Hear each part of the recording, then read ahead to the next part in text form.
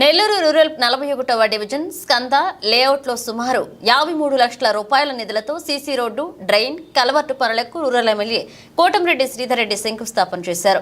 పేద, మధ్యతరగతి కుటుంబాలు ఎక్కువగా నివసించే ఈ ప్రాంత అభివృద్ధికి శక్తికి మించి కృషి చేస్తానని ఎమ్మెల్యే కోటంరెడ్డి శ్రీధర్ రెడ్డి తెలిపారు. మాజీ మేయర్ నంది మండలం భానుశ్రీ అభ్యర్థన మేరకు వచ్చే 3 నెలల్లో 41వ డివిజన్ అభివృద్ధికి ₹1 కోటి నిధులను మంజూరు చేస్తామని అన్నారు.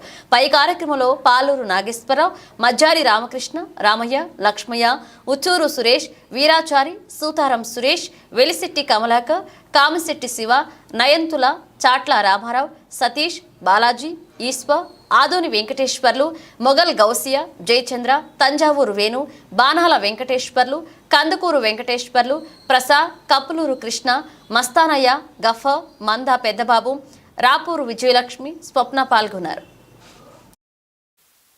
కుటుంబాలు కావచ్చు, నిరుపేద కుటుంబాలు కావచ్చు, ఈ కాలనీలో ఎక్కడికక్కడ కాలనీల్లో నివాసాలు ఉంటూ ఉన్నారు. కొత్త ఇళ్ల నిర్మాణం చాలా వేగవంతంగా జరుగుతూ ఉంది.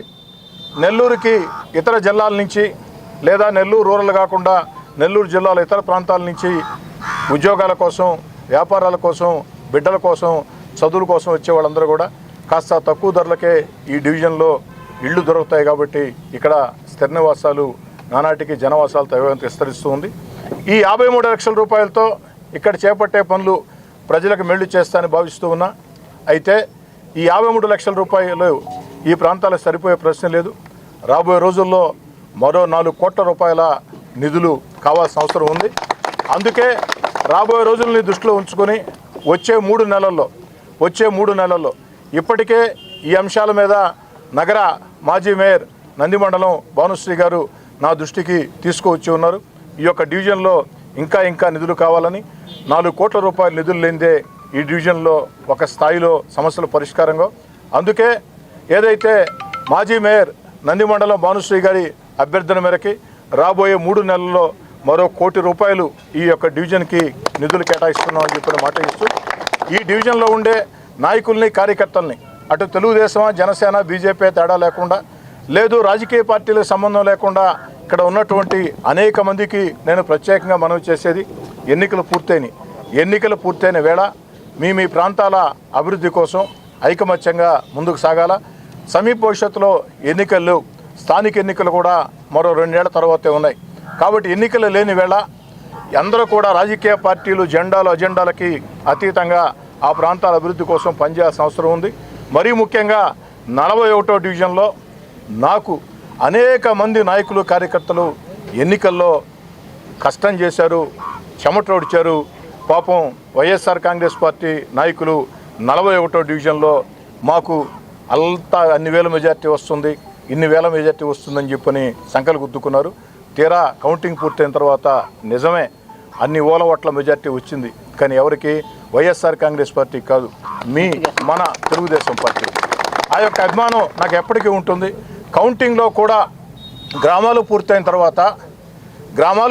తర్వాత నగర కార్పొరేషన్ సంబంధించినటువంటి సెంట్రల్ డివిజన్స్లో తొలి డివిజన్ కౌంటింగ్. ఆ రోజు భానుశ్రీ గారు, నేను ఇద్దరం కూడా కౌంటింగ్లో ఉన్నాం. అతి పెద్ద మెజార్టీ ఈ డివిజన్లో ప్రజలు అందించారు. ఆ యొక్క విశ్వాసాన్ని ఈ డివిజన్ పట్ల ఎప్పటికీ చూపుతానని చెప్పని, ఈ డివిజన్ అభివృద్ధికి నా శక్తివంచన లేకుండా కృషి చేస్తానని చెప్పని మాట ఇస్తూ, అదేవిధంగా సామాజిక సేవా నిధుల కింద కూడా పరిశ్రమల యాజమాన్యాలతో మాట్లాడుతూ ఉన్నాం. అదేవిధంగా పార్లమెంట్ సభ్యుల నిధులు కూడా మాట్లాడుతూ ఉన్నాం.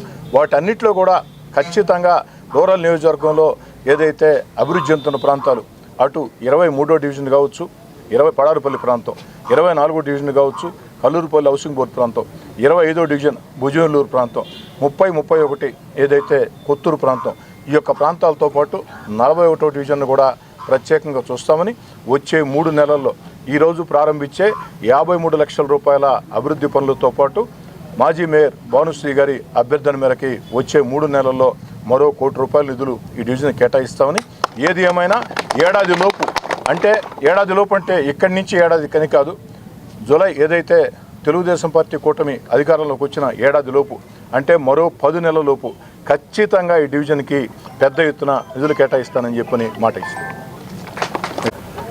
చాలా సంతోషం. నెల్లూరు మరెన్నో వీడియోల కోసం మా ఛానల్ ని సబ్స్క్రైబ్ చేసుకొని పక్కనే ఉన్న బెల్ ఐకాన్ని క్లిక్ చేసి యాక్టివేట్ చేసుకోండి.